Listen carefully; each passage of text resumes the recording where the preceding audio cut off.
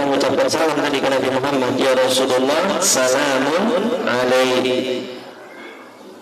Ma min ahadin min ummati yusallimu alayya illa radallahu alayya ruhi hatta arudda alaihi salam. Dalam hadis sahih Muslim dalam kitab Riyadhus Shalihin disebutkan, tidaklah salah seorang umatku mengucapkan salam kepadaku setelah kematianku illa radallahu alayya ruhi, melainkan Allah kembalikan ruhku ke dalam jasadku, hatta arudda alaihi salam, sampai aku menjawab salamnya. Jadi kalau dari sini kita mengucapkan salam ke Nabi Muhammad, salam itu disampaikan ke Nabi Muhammad, dikembalikan ruh Nabi Muhammad untuk jawab salam yang kita. Dan salam dari Nabi itu artinya adalah doa. Assalamualaikum wa alaikassalam, semoga kamu selamat, kata Nabi. Jadi kalau ingin dapat banyak doa dari Nabi Muhammad, banyak-banyaklah mengucapkan salam ke Nabi Muhammad, maka kita akan banyak dapat doa dari Rasulullah Sallallahu Alaihi Wasallam. Baik, kita lanjutkan pembahasan kitab Nasahul Ibad. Kemarin sampai pada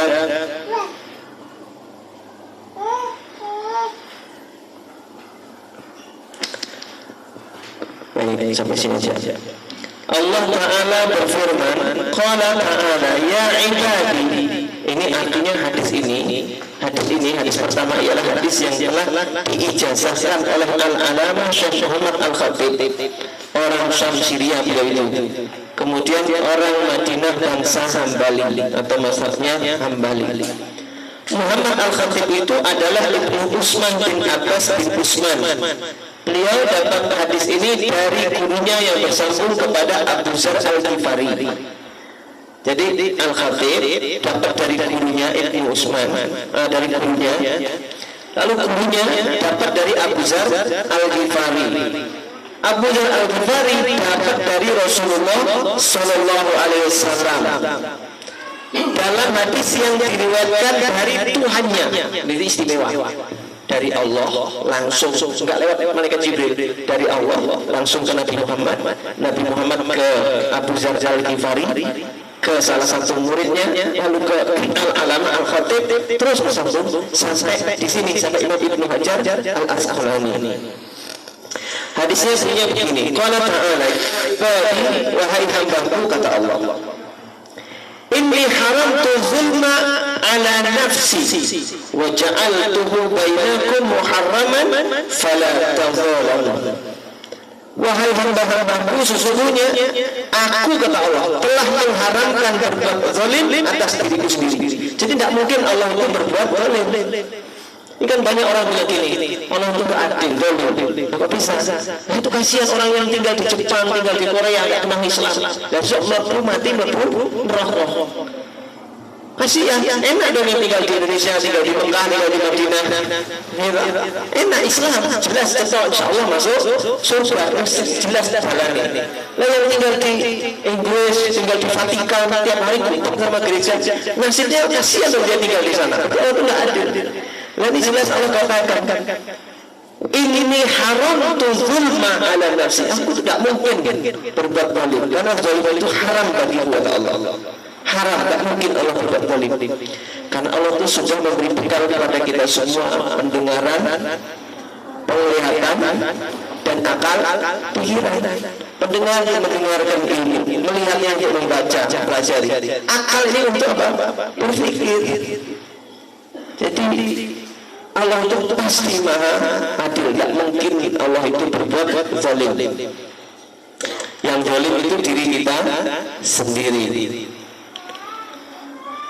Wa ja'altuhu bainakum muharraman fala tazalamu. Dan aku menjadikan di antara kamu sesuatu yang diharamkan, maka janganlah kamu saling mendolimi satu sama yang lain.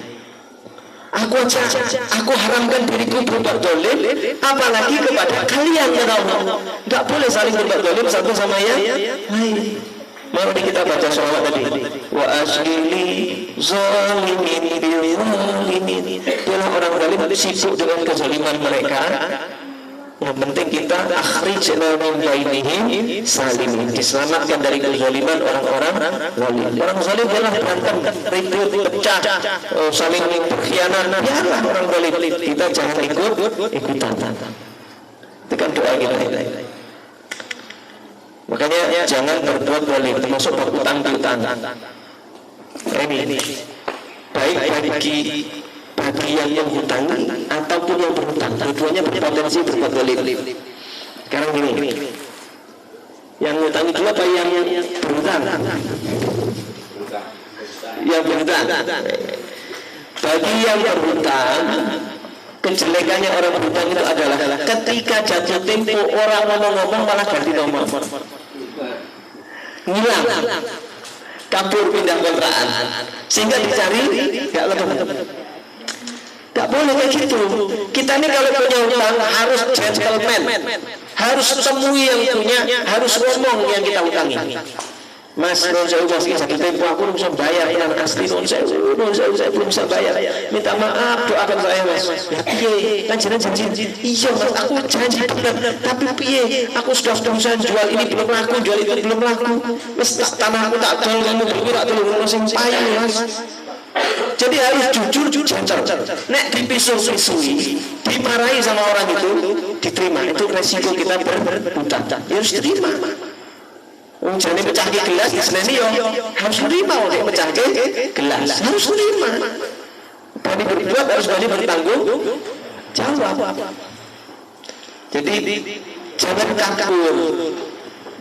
Dan minta doa baik-baik. Nek kabur ini membuat orang yang mengutangi jadi mendoakan sing elek. Wah kurang ajar. Diutangi orang kaya ya malah lu kucing orang pamit nomor di kontak langsung. Wah mudah-mudahan dah mau dia. Mudah-mudahan bisnis bangkrut, mudah-mudahan. Bayangkan doa orang terzalimi itu lamah jujur, tidak ada hijab antara dia dengan Allah Subhanahu wa taala. Hati-hati ya. Kalau kita hutang sama orang harus bertanggung jawab. Nek orang bisa bayar, temui, harus berani. Ya. Maupun yang menghutangi, yang menghutangi dia nek nagih dia, ini harus apa ya? Harus tahu keadaan. Kan Rasul itu mengatakan begini. Kalau kamu nagih hutang, kata Rasulullah, tagihlah dengan baik. Ini kita nagih tagih dengan baik. Jika yang kamu hutang itu belum bisa bayar, perintah Nabi apa? Berilah tangguh sampai dia mampu bayar atau tempo seminggu atau 1 bulan. Dan setiap hari yang kita kasih waktu untuk tempo itu, kita dihitung sedekah senilai jumlah hutang kita. Jumlah piutang kita. Nah, misalnya kita ngutangi 5 juta, dikasih tempo 1 bulan, 30 hari, ya 1 bulan tempo. Maka kita dianggap setiap hari sedekah 5 juta kali 30. Kira-kira 150 juta. Nek wujudnya duit wanita. Nek wujudnya duit. Masa sedekah kalau saya abot. Nah, kasih tempo orang yang punya utang pada kita, nah itu ganjarannya dianggap bersedekah sejumlah nilai hutangnya selama berapa hari dia kasih tempo waktunya. Jadi perintah Nabi itu gitu, tagih dengan cara yang bagus. Kalau tidak mampu kasih tempo, bukan kalau tidak mampu ngundang kolektor, nyewa premannya, bukan gitu perintahnya Nabi, enggak gitu. Perintahnya kasih tempo, kasih waktu. Baik-baik. Ini kan terjadi toh di zaman dulu toh. Sudah pernah cerita nih KMJ, cerita gimana nih gini. Jadi dulu itu ada seorang itu bernama, sebetulnya namanya Abdullah. Abdullah itu punya utang, hampir tidak usahanya bangkrut. Ini kisah nyata ini. Masyhur kisahnya di kalangan para ulama. Punya utangnya nggak sedikit. Utangnya itu banyak. Utangnya itu dikurskan itu 5 miliar. Berapa nek dianukan? 500 dinar. Kok 5 miliar? 500 dinar itu nek 1 dinarnya 4 juta berarti berapa? Satu utangnya 500 dinar. 1 dinar kan 4 juta loh. 1 dinar kan 4 gram emas loh, 4,25. 2 miliar ya? 2 miliar ya? 2 miliar. ya kan? Utangnya 2 miliar, utangnya 2 miliar. Dia itu bingung utang 2 miliar, ditagih, dia bangkrut, terpuruk, ditagih sana, tagih sini, nggak bisa bayar, dia bingung. Yang dia investor-investornya pada nagih, marah-marah, ngamuk-ngamuk, ngancam mau nyita rumahnya, mau ini, cukup deh. Dia ingat di kampungnya ini ada orang kaya dermawan, maka dia berangkat ke sana untuk pinjam senilai 500 dinar untuk bayar semua utang-utangnya. 500 dinar untuk bayar. Akhirnya dia pinjam, dan orang kaya itu yang apik, dia nggak minta jaminan, nggak minta sertifikat BPKB, saya bilang gini, dia bilang gini, Abdullah, saya pinjami 500 dinar, saya nggak minta jaminan apa-apa, cuman saya minta kamu tanda tangan perjanjian kamu kembalikan tanggal berapa. Akhirnya dia janji tanggal sekian, bulan sekian bayar. Oke, tanda tangan, ini bukti, saya pegang, ini uang yang dikasih. Uang apa itu penuh? 500 dinar. Ulang dia kembalikan ke investor-investornya, habis dibagi 500 dinar entek, tidak ada sisa 1 dinar pun untuk modal bisnis. Memang dia pinjam sejumlah dengan nilai hutangnya 500, dia nilai 500, kurang cerdas. Kemudian utangnya 500, nilai 510 dinar itu modal bisnis itu. Hari berganti hari, ganti minggu, ganti bulan, jatuh tempo bayar, dia belum bisa bayar. Mumet deh. Duh, hari ini jatuh tempo, dia di rumah. Gimana jatuh tempo belum bisa bayar? Mumet deh. Saudagar itu ditunggu nanti siang, enggak datang ke rumahnya, datang ke rumahnya Abdullah. Ya Abdullah, Assalamualaikum. Waalaikumsalam. Silakan masuk Tuan. Masuk. Tahu kan Abdullah saya datang ke sini mau apa? Tahu Tuan. Kewajiban saya hari ini harus bayar utang sesuai perjanjian saya. Tapi Tuan minta maaf, saya nggak bisa bayar ini. Loh, kenapa? Kan kamu sudah janji, ini suratnya. Iya Tuan, tapi saya sudah berusaha untuk bisnis bangkit, tapi saya nggak bisa bangkit, belum bisa bangkit juga dulu. Ya nggak bisa, saya nggak mau tahu urusan itu. Saya itu minjemin kamu nggak pakai jaminan, nggak pakai apa-apa, janjinya pakai surat ini. Kamu sendiri yang janji. Saya pegang janjimu. Saya nggak mau pokoknya mundur-mundur. Ya, tapi gimana Tuhan, saya nggak bisa bayar. Ya udah, kalau kamu nggak bisa bayar, kita bawa ke pengadilan, kita ke tempat hakim. Maka berdua itu berangkat ke tempat hakim. Menyelesaikan masalah ini dengan hakim. Sama hakim ditanya satu persatu, mereka berdua ini. Kata hakim keputusannya gini, ya Abdullah, sebagai kesimpulannya, kamu harus bayar sekarang. Gak bisa bayar Pak Hakim. Bayar apa Pak Hakim? Saya lagi betul. Kamu betul gak bisa bayar hari-hari? Betul Pak Hakim, saya gak bisa bayar. Kalau begitu saya akan perintahkan beberapa petugas bahwa kamu sekarang dimasukkan penjara. Dia bilang gini Pak Hakim, saya kalau mau di penjara itu resiko saya terima, itu tanggung jawab. Kalau resikonya harus di penjara, saya terima. Itu apa? Harus begitu, tanggung jawab. Saya terima. Tapi saya tak penangguhan waktu penahanan 1 hari aja. Saya mau pamit sama istri saya, sama keluarga saya, saudara-saudara saya. Mereka nggak tahu kalau saya mau di penjara. Nah gimana kalau saya masuk penjara, mereka nggak ada tahu, nggak saya pamiti, nggak saya kabari. Saya minta waktu 1 hari untuk pamitan. Kata hakim, tidak bisa. Kalau kamu tak izinkan waktu 1 hari, kamu pasti lari, minggat. Agak tersinggung Abdullah, dia bilang gini, hakim, kalau saya melihat minggat ya Abdul, nggak nunggu hari ini, dari kemarin sudah minggat. Saya itu nggak bayar bukan karena saya khianat, memang nggak ada uang, memang saya lagi terpuruk, mau bayar nggak bisa. Yaudah, kata hakim, kamu harus tinggalkan jaminan. Tuh, saya nggak punya jaminan. Ya harus, kalau mau izin pamit, mau pergi penangguhan, nggak harus ada jaminan.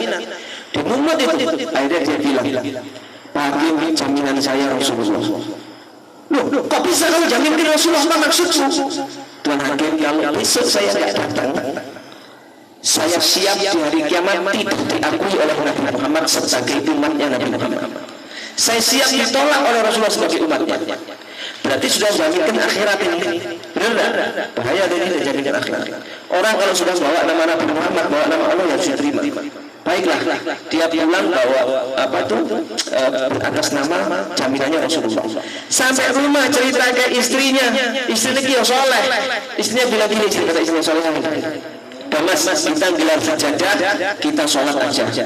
Kita bersolawat ke Nabi Muhammad sebanyak-banyaknya, mumpung masih dalam jaminan Rasulullah SAW. mumpung dalam junjungannya Rasulullah sehari ini kita banyak sholawat. Maka suami istri gelar sajadah mereka bersolawat, sebanyak-banyak mereka bersolawat sampai ngantuk tidur di sejadah, dua-duanya suami istri tidur di sejadah. Dalam tidurnya suaminya ini Abdullah ketemu Rasulullah. Subhanallah, karena dia menjamin ke Rasulullah, datang Rasulullah. Kata Rasulullah sendiri, ya Abdullah, aku datang kepadamu. Ya Abdullah, tidak usah gelisah, tidak usah sedih, aku akan menyelesaikan masalahmu. Benarkah ya Rasulullah? Ya Abdullah, idhab ila wali, pergilah engkau kepada gubernur di kampung itu, di wilayah itu, di provinsi itu ada gubernur. Pergilah engkau kepada gubernur, sampaikan salamku kepada gubernur. Sampaikan salamku kepada gubernur. Kenapa gubernurnya itu? Orangnya soleh, hatinya selalu terikat kepada Nabi Muhammad, makanya dapat salam dari Rasulullah SAW.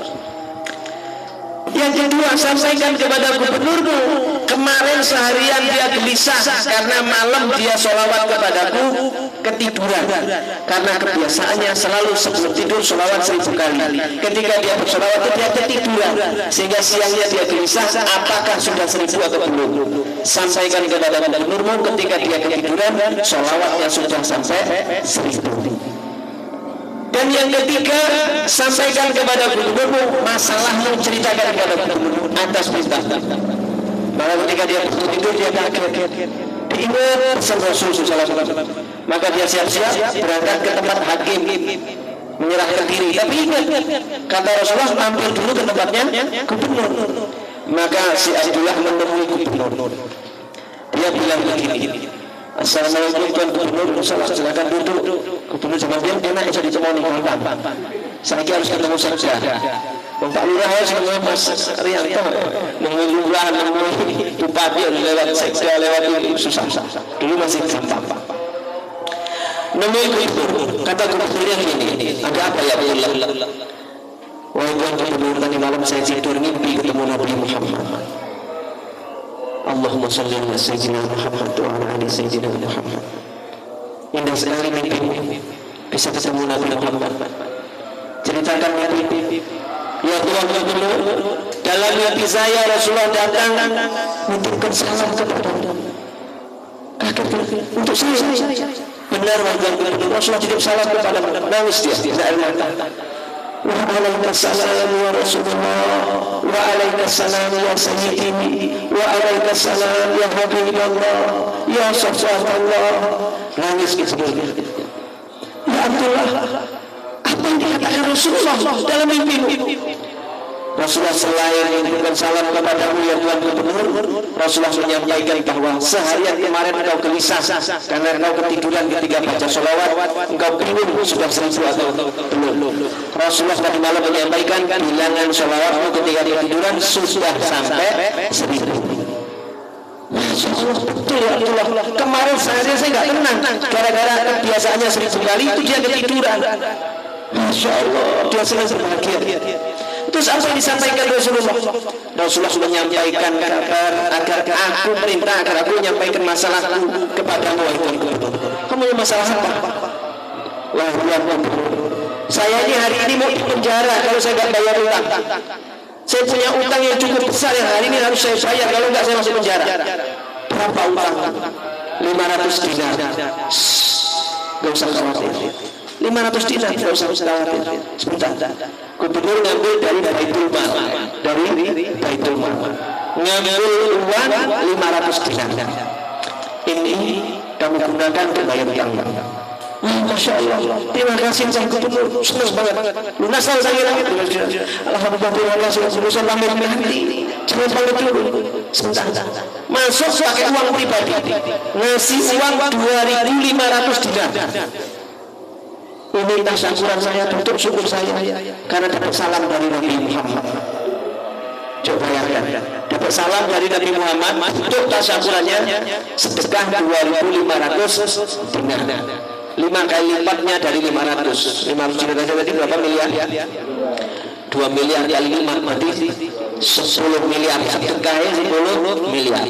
Dapat salam dari Nabi Muhammad. Berangkat dia, uang berapa sekarang Pak?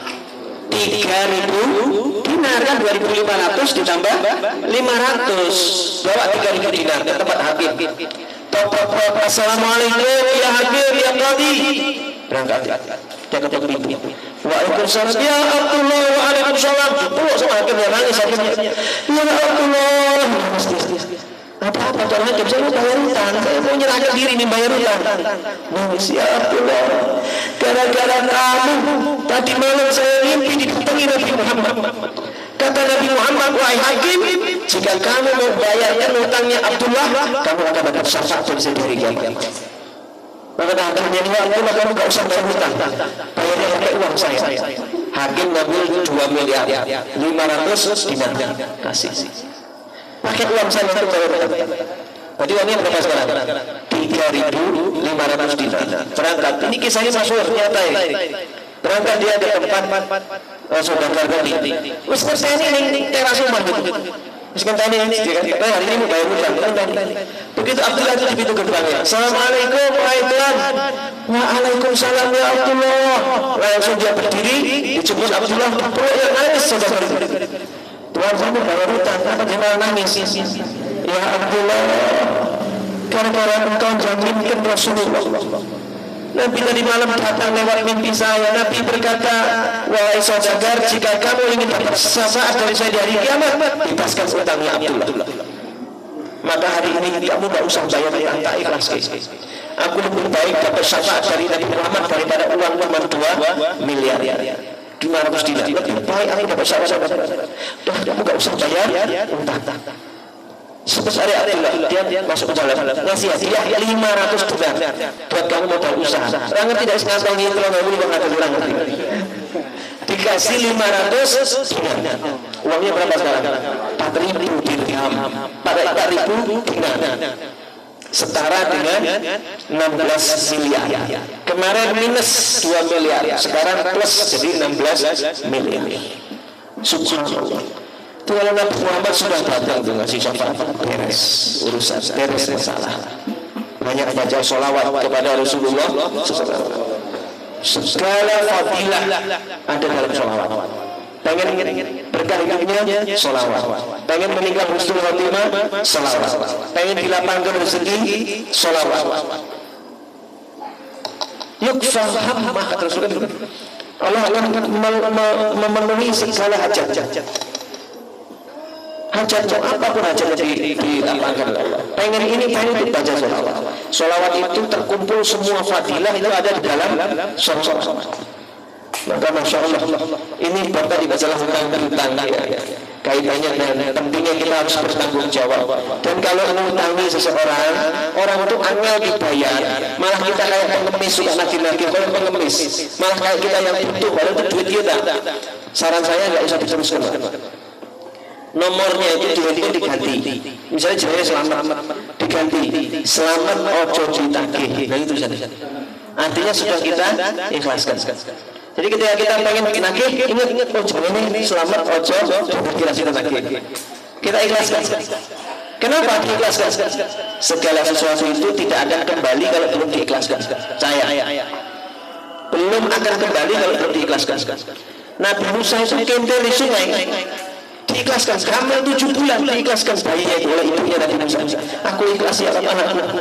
Dikintirkan ke sungai Nil. Balik malah ketemu lagi sama ibunya dalam keadaan selamat. Ibunya bisa nyusui di istananya Firaun.